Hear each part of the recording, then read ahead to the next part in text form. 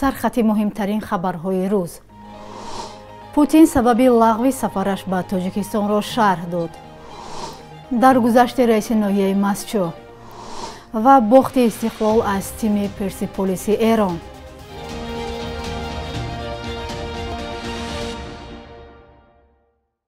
سلام بیننده‌های عزیز، خوش آمدید به برنامه نویدی بامدادی. امروز در شهر دوشنبه جلسه مشترک شورای وزیران کارهای خارجی، شورای وزیران مدافع و کمیته کاتبان شوراهای امنیتی کشورهای عضو سازمان عهدنامه امنیتی دست جمعی برگزار می‌گردد. با اطلاع وزارت کارهای خارجی تاجیکستان، ضمن جلسه مشترک راهبران هیئت‌ها عاید به وضع نظامی سیاسی منطقه‌های امنیتی دست جمعی تبادل افکار می‌نمایند. اینچنین انتظار می‌رود که در همایش سران دولت‌ها در دوشنبه سند همکاری برای مسلح سازی نیروهای مشترک سازمان عهدنامه امنیتی دست جمعی با موثرترین لوازمات جنگی امضا گردد. ضمناً قرار بود روز 15 سپتامبر با دعوت پرزیدنت تاجیکستان ولادیمیر پوتین رئیس جمهوری روسیه هم تشریف می آورد، اما او 2 روز پیش خبر داد که به کارانتین فرا گرفته می شود. پرزیدنت روسیه دیروز لغو سفرش به دوشنبه را شرح داد.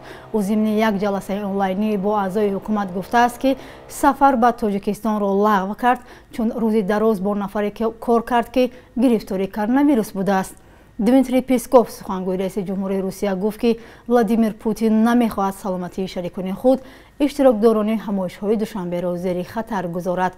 این در حالی است که به نوشته رسانه‌های روسی تشخیص‌ها نشان دادند که پوتین سلامت بوده، گرفتاری کرونا ویروس نیست. یک نماینده وزارت امور خارجه تاجیکستان گفت ضرورت جلب نیروهای سازمان عهدنامه امنیتی دست جمعی به مرز کشور را نمی‌بیند. احمد سید مرادزاده، سردار ریاست کشورهای اتحادیه دولت‌های مستقل و اجرا کننده وظیفه هماهنگسازی ملی در امور سازمان همکاری شانگهای، در صحبت به خبرگزاری تاس گفته است که تاجیکستان نقشه جلب نیروهای سازمان عهدنامه امنیتی دست جمعی به حفظ سرحد با افغانستان را ندارد. سازمان عهدنامه امنیتی دست جمعی بارها تاکید کردند که در صورت ضرورت نیروهای این سازمان آماده‌اند فوراً به کمک تاجیکستان فرستاده شوند. این تاکیدها در پس منظر تشنج وضع در افغانستان بارها از سوی مسئولین این سازمان صدا دادند. اتحادیه اروپا با درخواست حکومت تاجیکستان برای کمک به فراریان افغان 160,000 یورو جدا کرده است. دفتر مطبوعات اتحادیه اروپا خبر می‌دهد که این مبلغ‌ها برای آمادگی‌ها به قبول فراریان از افغانستان و تامین نیاز اولی آنها در منطقه مرزی جدا شده است. با اطلاع منبع از این کمک‌ها تا 5,000 گریزه در منطقه‌های نزدیک سرحدی ختلان و ولایت مختار کوهستان بدخشان می‌توانند برخوردار شوند. کمک‌ها از خیمه‌ها، خلطه‌های خواب، بسته‌های غذایی و طبی و دیگر اشیای نیازی اولی روزگار عبارت بوده طریق سازمان هلال احمر در تاجیکستان ارائه می‌گردد. بنا به اطلاع آگنتی گریزه‌های سازمان ملل متحد، پس از خروج پوره نیروهای آمریکا و ناتو تا آخر سال 2021 می‌تواند در تاجیکستان تا 50,000 گریزه ثبت نام شود. طاهر عزیززاده رئیس ناحیه ماسچو شام 14 سپتامبر درگذشت. نزدیکانش به رادیو آزادی گفتند عزیززاده 3 روز پیش در بیمارخانه استقلال دوشنبه از ناحیه سرش جراحی شده بود. یک مسئول حکومت ناحیه ماسچو به رادیو آزادی گفت طاهر عزیززاده از آغاز ماه سپتامبر در جای کار نبود و طبابت می‌گرفت. در نظر است که مراسم ویدا با طاهر عزیززاده امروز 15 سپتامبر در زادگاهش دهه پستیغوی ناحیه ماسچو برگزار شود. عزیززاده 41 سال داشت و از ماه ینوری سال 2019 رئیس ناحیه ماسچو بود. پیشتر از این در منصب معاون یکم رئیس ناحیه کوهستانی ماسچو کار میکرد. در گذشته او در شبکه‌های اجتماعی همدردی زیاد به بار آورد. بسیاری ها از اقدام طاهر عزیززاده هنگام آغاز نزاع در مرز با قرقیزستان یاد کردند که با گروهی از جوانان به اظهار همراهی به اسفره رفت و هم جوانمرگ شدنش مایه تسلیت‌های برشمار گردید. دسته استقلال دوشنبه قهرمان 9 کرته تاجیکستان در بازی دوره 1/8 نهایی لیگ قهرمان‌های AFC 2021 از تیم پرسپولیس ایران با حساب 0-1 مغلوب شد و از حق اشتراک در چهارک فینال محروم گشت. این بازی شب 14 سپتامبر در شهر دوشنبه در ورزشگاه مرکزی جمهوری برگزار شد. هرچند دسته‌ها در نیمه اول بازی امکانیت‌های خوبی گلزنی داشتند، حساب گشوده نشد. در آخرین نیمه دوم دیدار در دقیقه 90 بازیگر مهمانان مهدی مهدی تروبی توپ را از جریمه‌گاه استقلال به هدف رساند. دروازه‌بان جوان میزبانان محیدین حسنوف مقابل ضربه نشانرس او کاری را انجام دادن نتوانست و مجبور شد توپ را از درون دروازه‌اش بگیرد. این گل یگانه با پرسپولیس پیروزی آورد و قهرمان ایران به چهارک فینال راه پیدا کرد. وزارت کارهای داخلی قرقیزستان بیش از 100 نفر را گوش می‌کرده است.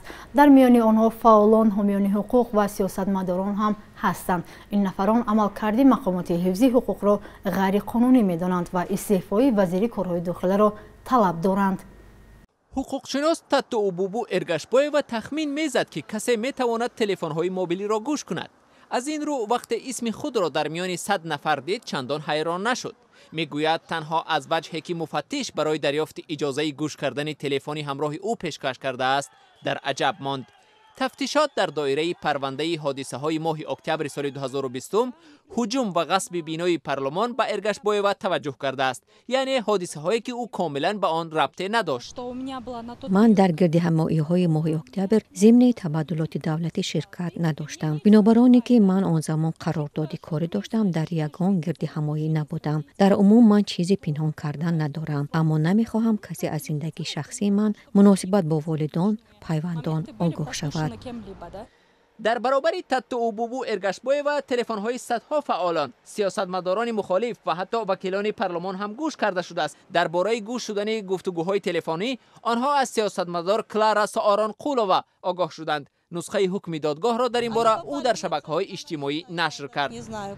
این سندها به دست من از یک شخصی نامعلوم رسید. نمیدونم مؤلف این سندها کی است و تا این دم در دستی کی بود.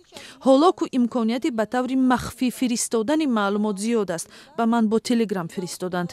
من زود آنها را نسخه گرفتم چون که بعد چند ثانیه این آدم سندها را پاک کرد. اجازت برای گوش کردن تلفن ها را دادگاه هنوز ماه ینور صادر کرده است، یعنی در اوج معرکه انتخابات پرزیدنتی. در حقیقت شخصانی که تلفن هایشان باید گوش کرده شود اسم 5 نفر از رقیبان صادر جباروف هم هست.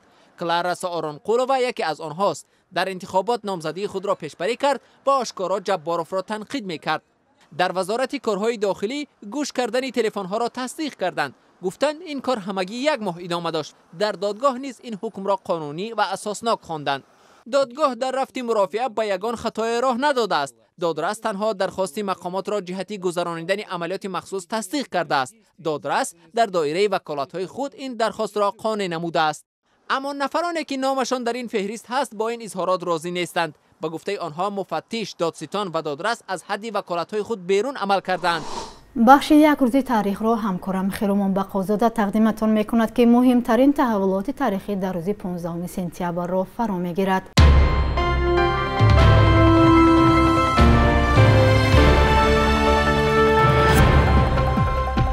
در اوج اشغالگری‌های قلمرو آسیای میانه از جانب روسیه پادشاهی 15 سپتامبر سال 1878 اکسپدیسیون دانشمندان جغرافیاشناس روس پریخی را در پامیر افتتاح کردند که نامش را به نام محقق پامیر الکسی فیچنکو گذاشتند. این بزرگترین پریخ در تاجیکستان بوده، دروازه‌اش بیش از 75 کیلومتر است. مقامات تاجیک سالهای اخیر از آبشوی پریخ‌های تاجیکستان بر اثر گرمایش اقلیم اظهار نگرانی میکنند و میگویند در 70-80 سال اخیر حجم پریخ فیچنکو 15 کیلومتر مکعب اختصار شده است. 15 سپتامبر سال 2014 وزارت عدلیه قبرس خبر داد که در میان صدها شرکت‌های خارجی در این قلمرو آزاد از انداز 30 شرکت شهروندان تاجیکستان هم ثبت شده است. قبرس یکی از دولت‌های جلب کننده پول‌های کلان ثروتمندان جهان میباشد که به خاطر فرار از انداز سپاری شرکت خود را در این منطقه افشار ثبت نام میکنند. باور می‌رود که اکثر شرکت‌های افشاری تاجیکستانی مربوط به افرادی با نفوذ و نزدیک به حکومت میباشند.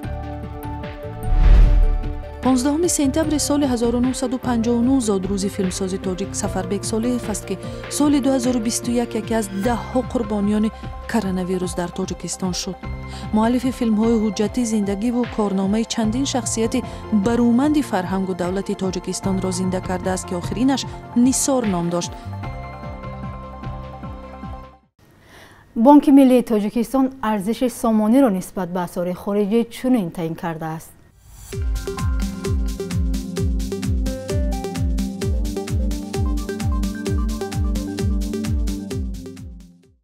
بیننده های عزیز، این بود برنامه نویدی بامدادی. فردا در همین وقت ساعت شما را انتظاریم. خدا نگهبانتان.